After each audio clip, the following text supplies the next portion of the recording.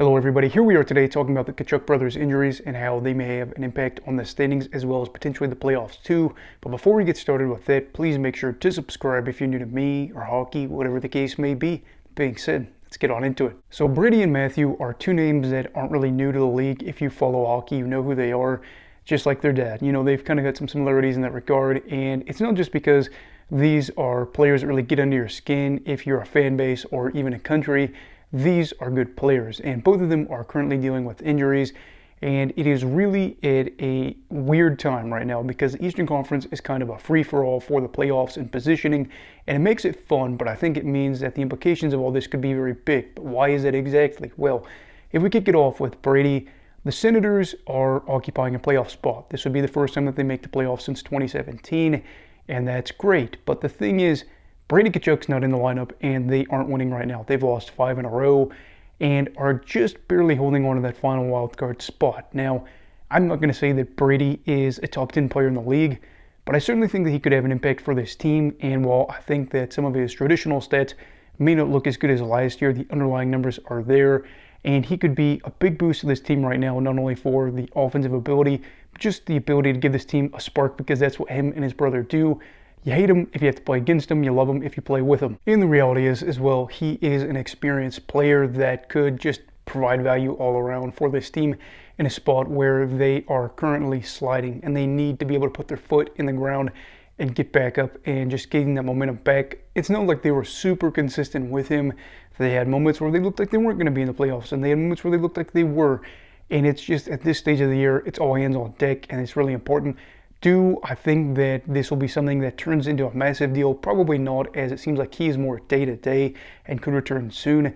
But if he ends up missing and the team continues to not perform well, it could really open the door for other teams to go out there and make it in the final wildcard spot. Columbus is literally there, right there with them. Then you have the Boston Bruins and the New York Rangers.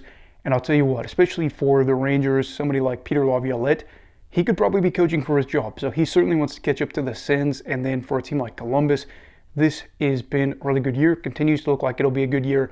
And they are, again, knocking on the door, whereas the Sens just not looking like they could actually make it to the finish line, even though it looks like it could be, again, kind of a good year for them. But I don't really know. I think Brady getting back in this lineup is really just preferable to them as soon as possible, as soon as they get the thumbs up, if you will. Now, as for the Florida Panthers, their playoff positioning is much better, and they are second in their division. So still in the running for division title, and they're running off of the high of winning the Stanley Cup last year. Been a great run for this team, kind of their golden era.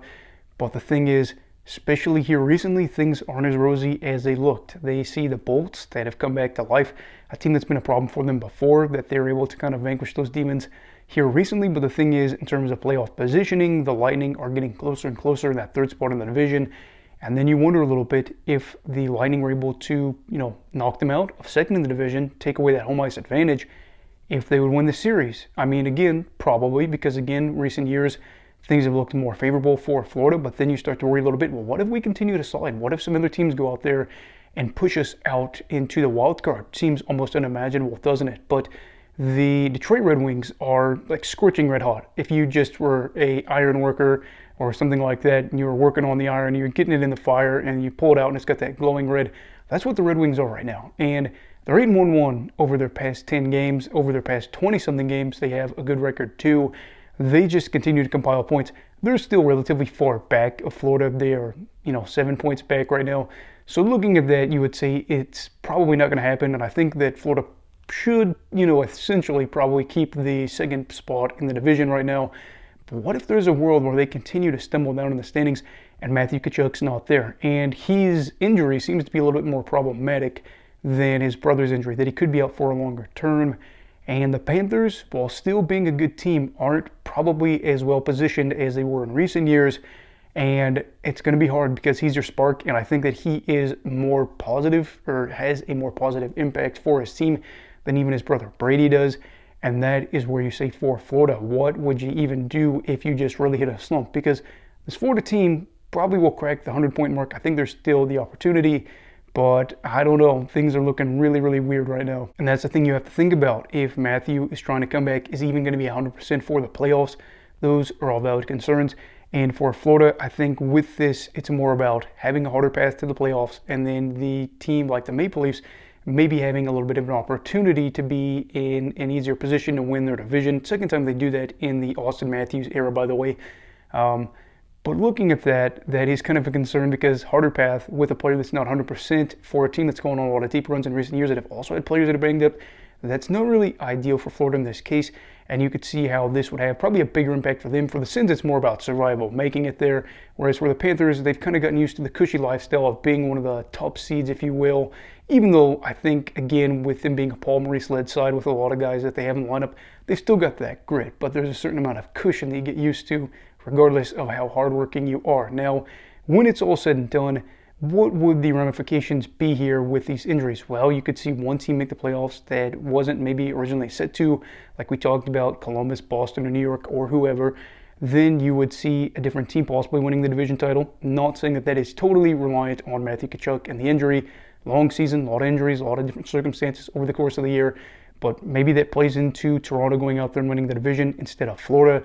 And with that possibly meaning a harder matchup in the playoffs, you would see maybe the Panthers get knocked out a little bit earlier, which would mean for the first time in multiple years, a different team would represent the Eastern Conference in the Stanley Cup Final, meaning on top of all that too, you could see a different champion. So is it something where it's just related to these two brothers? No, but you can certainly see, especially in the Eastern Conference specifically, how there could be a massive impact as a result of these two not being in the team's respective lineups.